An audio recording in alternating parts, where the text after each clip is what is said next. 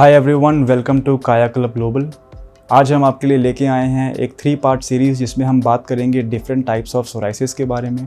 जैसा कि आप जानते हैं कि सर्दियां आने वाली हैं और सर्दियों में हमारा सोराइसिस बढ़ जाता है, या तो नए दाग आ जाते हैं या जो पुराने दाग हैं वो बढ़ जाते हैं साइज़ में, वो साइज़ में बढ़ के जुड़ जाते हैं, हमारे सिम्टम्स जो हैं वो बढ़ जाते हैं, ड्राइनेस बढ़ जाती है, खुजली बढ़ जाती है।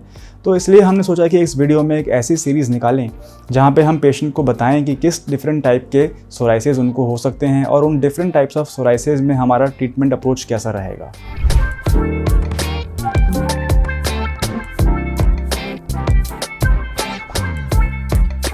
इस वीडियो के एंड में मैं आपके साथ एक टिप शेयर करूंगा जिससे कि हम सोराइसिस के बढ़ने की रफ्तार को कंट्रोल कर सकते हैं। तो ये वीडियो आप एंड तक देखते रहिए।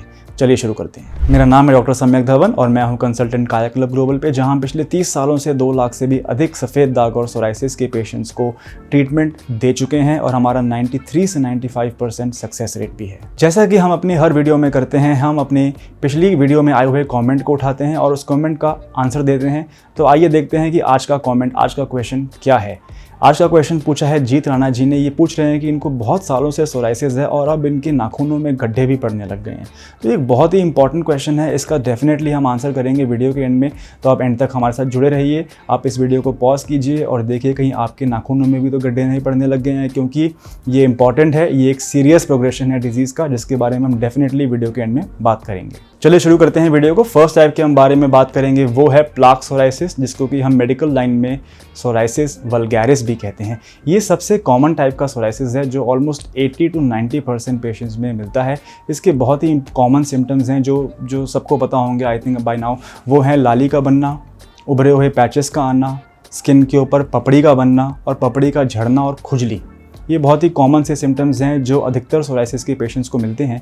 ये नोटोरियस है, ये सभी की सभी ऐसी जगहों पे होता है जहाँ पे हमारे हाथ के बॉडी के जॉइंट्स खुल रहे हैं। जैसे कि हम एक्सटेंशन करते हैं ऐसे, तो हमारे एल्बो पे, हमारे नी पे, हमारे स्कैल्प में, हमारे ट्रंक पे ये टाइप का सोराइसिस कॉमनली देखने को मिलता है। अच्छा, ये सोराइसिस जो होता है ये सर्दियों में बढ़ जाता है। मैं अपने पिछली वीडियो में भी आपको बताया है कि ऐसा क्यों हो रहा है। देखिए, सोराइसिस में विंटर्स में हमें धूप नहीं मिल पा रही है। धूप में होती हैं अल्ट्रावायलेट रेज, और अल्ट्रावायलेट रेज जो होती हैं हमारे स्किन में विटामिन डी सिंथेसिस करती हैं। विटामिन डी एक ऐसा विटामिन है जो कि स्किन सेल्स की मल्टीप्लिकेशन की स्पीड जो है, चमड़ी के बनने की जो रफ्तार है, उसे कंट्रोल करके रखता है। जब विटामिन हमें नहीं मिल पाता है, डिसरेगुलेशन की वजह से हमारे चमड़ी के बढ़ने की रफ्तार, बनने की रफ्तार बढ़ जाती है, जिसकी वजह से पपड़ी बनती है। एक बहुत ही इंपॉर्टेंट साइन है सोराइसिस का, वो ये है कि जब पेशेंट अपनी पपड़ी को छीलते हैं तो उन्होंने नोटिस किया होगा कि पपड़ी जहाँ से उखड़ती है वहाँ पे छोटा सा खून का दाग मिलता है। इसे हम कहते हैं पिन पॉइंट ब्लीडिंग। मेडिकल भाषा में इसको ऑस्पिट साइन भी कहते हैं। कोई मेडिकल स्टूडेंट या डॉक्टर इस वीडियो को देख रहा है तो एक बहुत ही क्लासिकल साइन है सोराइसिस वल्गैरिस का, वो है ऑस्पिट साइन।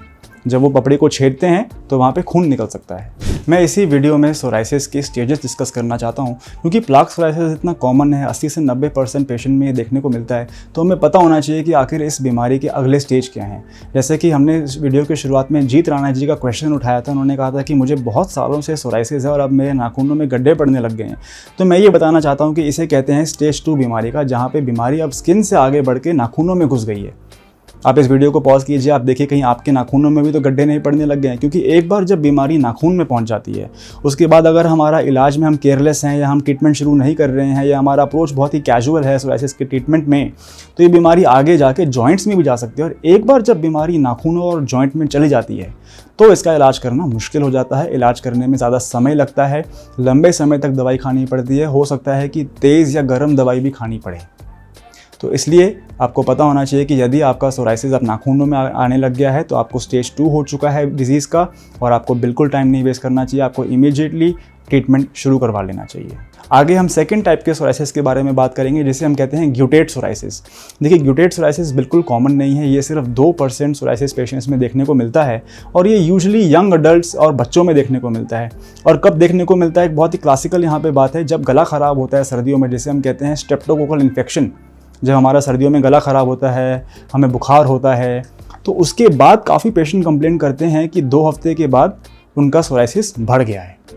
वो जब भी हम उनसे हिस्ट्री लेते हैं तो हमको पता चलता है कि 2 हफ्ते पहले वो बोलते हैं कि हमारा गला ख़राब हुआ था जी, या हमें सर्दी हो गई थी। तो ये एक नोटोरियस चीज़ है कि स्ट्रेप्टोकोकल इन्फेक्शन के बाद यानी कि गला ख़राब होने के बाद ग्यूटेट सोराइसिस बढ़ जाता है। अब इसमें क्या होता है कि जो सोराइसिस के दाग होते हैं, प्लाक सोराइसिस में उनका साइज़ होता है 1 सेंटीमीटर से 10 सेंटीमीटर के बीच में, और वो छोटे छोटे प्लाक सोराइसिस के पैचेस जब जुड़ जाते हैं तो वो बड़े भी हो सकते हैं, लेकिन ग्यूटेट सोराइसिस में ऐसा नहीं होता। बहुत ही छोटे छोटे 1-2 मिलीमीटर के आपको दाग दिखाई देते हैं छाती पे, बाजुओं पे, स्कैल्प में, थाइस पे। और ये इसमें अच्छी बात यह है कि बच्चों में जब ग्यूटेट सोराइसिस होता है तो उसकी रिकवरी अपने आप आ जाती है, कुछ महीनों के बाद वो अपने आप ही ठीक हो जाता है, वापस नहीं आता। लेकिन बड़ों में कभी कभी ग्यूटेट सोराइसिस जो है वो आगे बढ़ के, जो कि मैंने वीडियो की स्टार्टिंग में बताया था प्लाक सोराइसिस, वैसा बन जाता है, तो वो कन्वर्ट हो जाता है।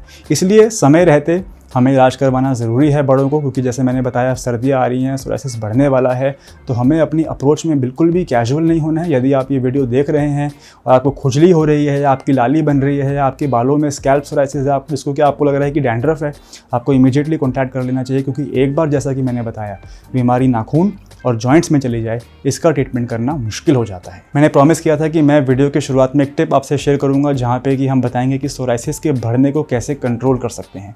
तो सोराइसिस का बढ़ना कंट्रोल करने के लिए हमें ये जानना ज़रूरी है कि सोराइसिस आखिर शुरू क्यों हो रहा है, वो बढ़ क्यों रहा है। तो कि जैसा मैंने आपको बताया कि कुछ ट्रिगर्स होते हैं सोराइसिस के, एक्सटर्नल ट्रिगर और इंटरनल ट्रिगर।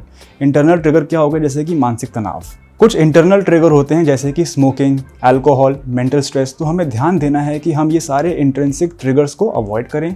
अगर हम स्मोक कर रहे हैं तो हमें स्मोकिंग एकदम स्टॉप कर देना है। अगर हम ड्रिंक करते हैं ज़्यादा मात्रा में तो हमें वो बंद कर देना है।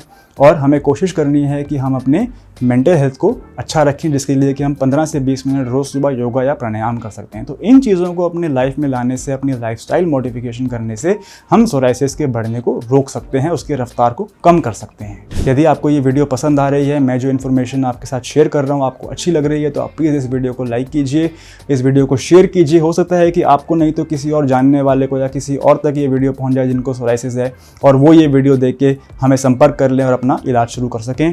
इस चैनल को आप सब्सक्राइब कीजिए और ज़रूर बेल आइकन दबाइए, ताकि हम जब अगली वीडियो निकालें बाकी टाइप ऑफ सोराइसिस के बारे में तो आपको सबसे पहले नोटिफिकेशन मिल जाए। Thank you.